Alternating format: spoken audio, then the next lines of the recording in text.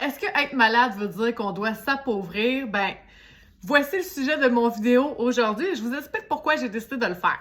Vous savez, quand moi c'est arrivé, bon, j'avais un emploi, j'étais sur la route pour le CLSC, donc c'est sûr qu'en retirant mon permis de conduire, on m'arrêtait de travailler sur ce poste-là.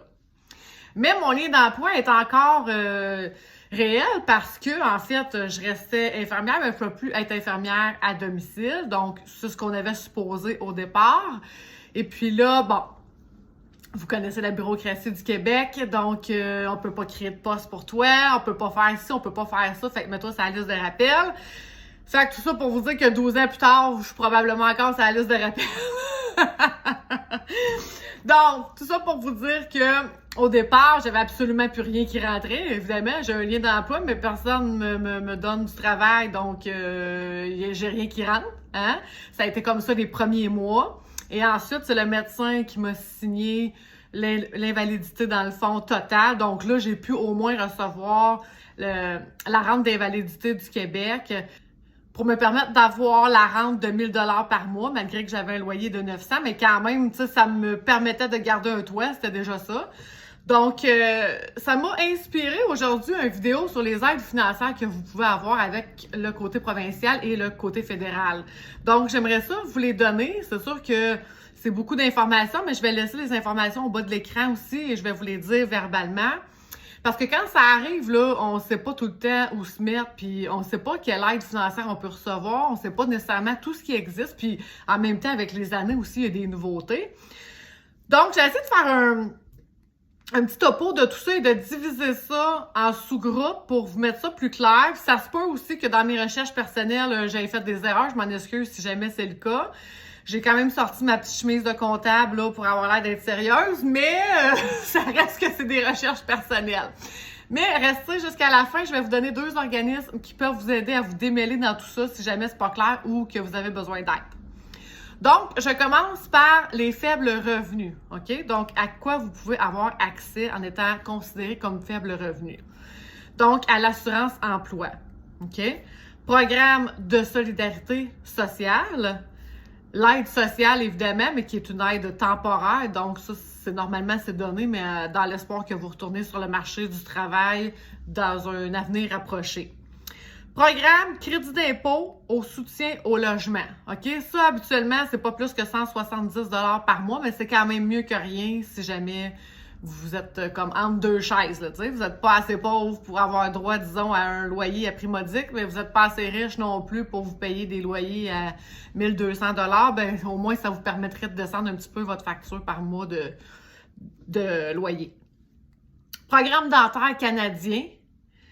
Allocation canadienne pour épicerie et besoins essentiels en remplacement de la TPS et TVQ en juillet 2026. OK? Donc, ça a été bonifié et ça va commencer, cette nouvelle allocation-là, en fait, en juillet 2026. Donc, si vous n'êtes pas inscrit, vous pouvez le faire. Programme de solidarité sociale.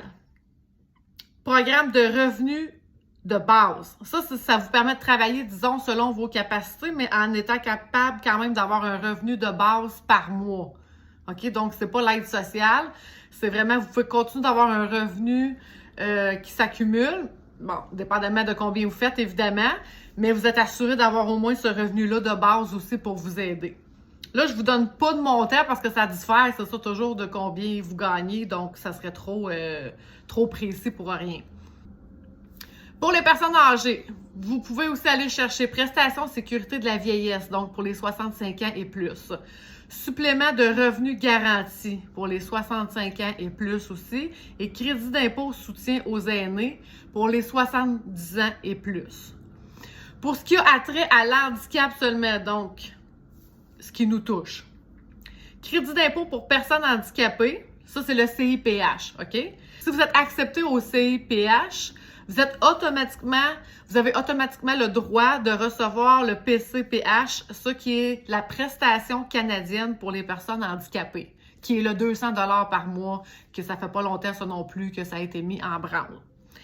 La rente d'invalidité du Québec, crédit d'impôt pour déficience grave et prolongée des fonctions mental ou physique. Ça va dépendre de votre état physique. Est-ce que vous pouvez avoir accès ou pas? Il faut vérifier.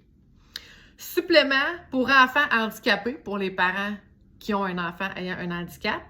Crédit d'impôt pour accessibilité domiciliaire, donc pour ceux qui auraient besoin de faire organiser leur domicile pour avoir des accessoires de soutien à la mobilité, tout ça, ça peut vous être accepté. REEI et REEE, OK? C'est régime enregistré épargne invalidité et régime épargne études de l'autre côté. Le REEE, ce qui est intéressant, c'est que quand vous allez mettre de l'argent dedans, le gouvernement va mettre 30% en boni de subvention, donc pour venir bonifier justement vos épargnes. Alors ça, c'est super intéressant. Pour le REEI, si je me trompe pas, vous avez jusqu'à 49 ans pour cotiser. Et vous avez évidemment les assurances collectives au travail si vous en avez. Il faut vraiment tout de suite prendre contact avec eux.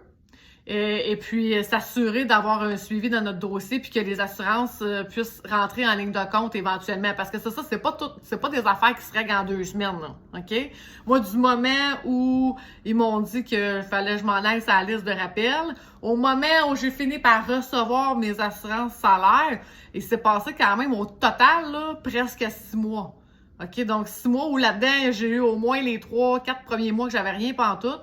Puis après ça que j'ai eu la rente. Puis après ça que les assurances sont rentrées. Fait que c'était long avant que ça se règle. Fait que perdez pas de temps à tout de suite prendre appel avec eux puis régler vos affaires pour être sûr d'être à jour dans votre dossier. Est-ce qu'ils ont est-ce qu'ils ont tous les documents médicaux qu'ils ont besoin? Parce que ça va vous en prendre, je vous le dis tout de suite, là, c'est beaucoup de paperasse au départ. Évidemment, pour ceux qui sont parents, on peut rajouter à tout ça les allocations familiales. Donc, vous en avez du côté du fédéral, vous en avez aussi du côté du provincial.